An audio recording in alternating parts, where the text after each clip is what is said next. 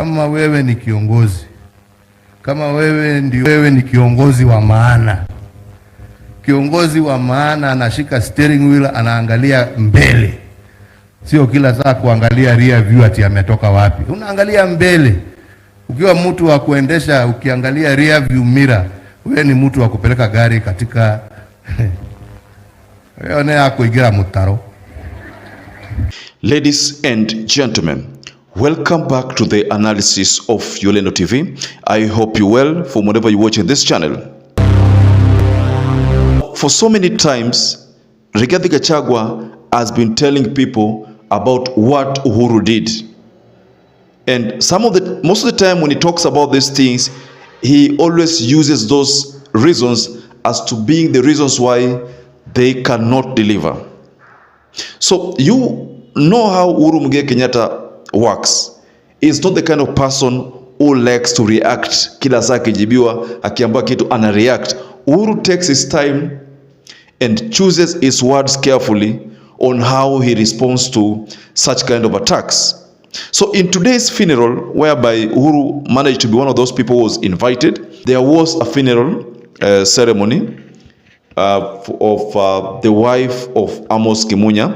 So in one of those people who attended that ceremony was Uhuru Kenyatta, who, according to his word, that he first of all went to King Ori's burial ceremony. So this event where Uhuru Kenyatta was also requested to attend, he honored that invitation and attended. So when Uhuru Kenyatta was given time to respond, or rather to talk about or to give a speech, he chose to first of all deal with the issue at hand, and then chose to address GACHAGUA and William Samoei RUTO, because from the words which Uhuru Kenyatta carefully unleashed, Uhuru was talking about the two gentlemen, that is GACHAGUA and William RUTO, and advising them that hauwezi kuwa driver ambayo uko kwa highway, you are driving facing, you're supposed to face forward, so to avoid any head-on collision or collision,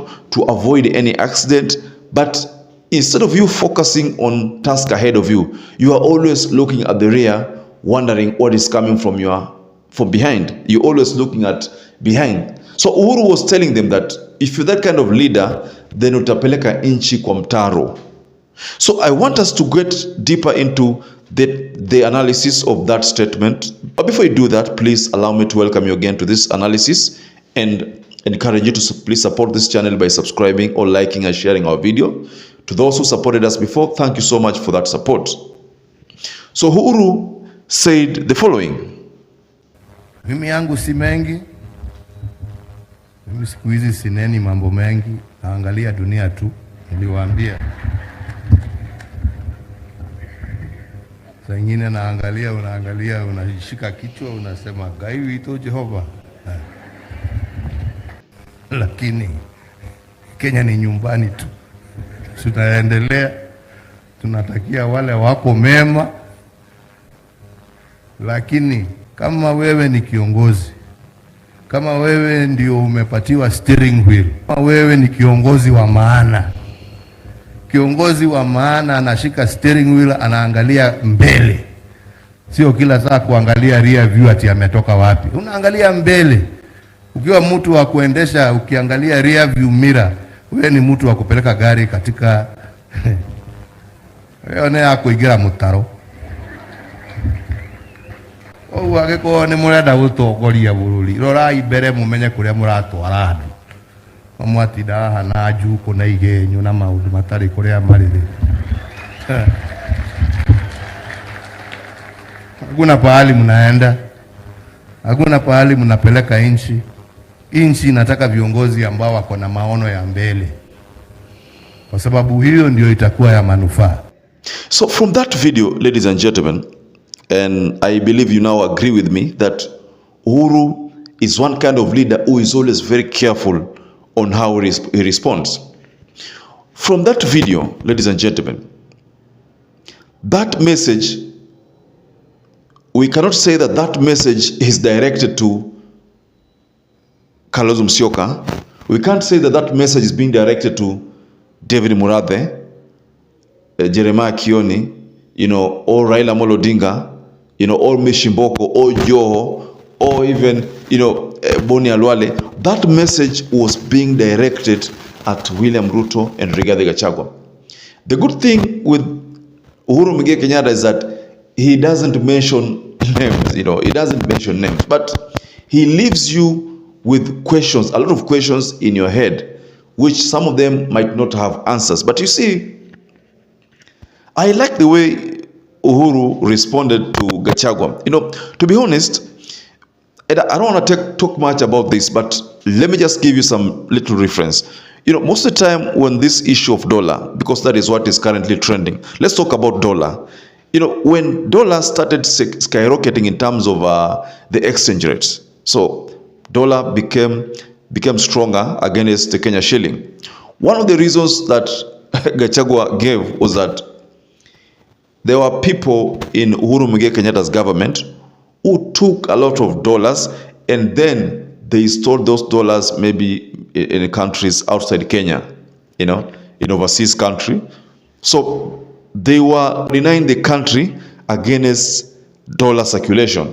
This is one of the reasons why that Rigathi Gachagua gave as to why dollar ilikuwa inapanda. I was telling you about when I talked about the dollar haste. If you watch that video, dollar haste, we talked about this fact that dollar ilipanda from 122 that Uhuru left to margin to 170, a margin of close to 50.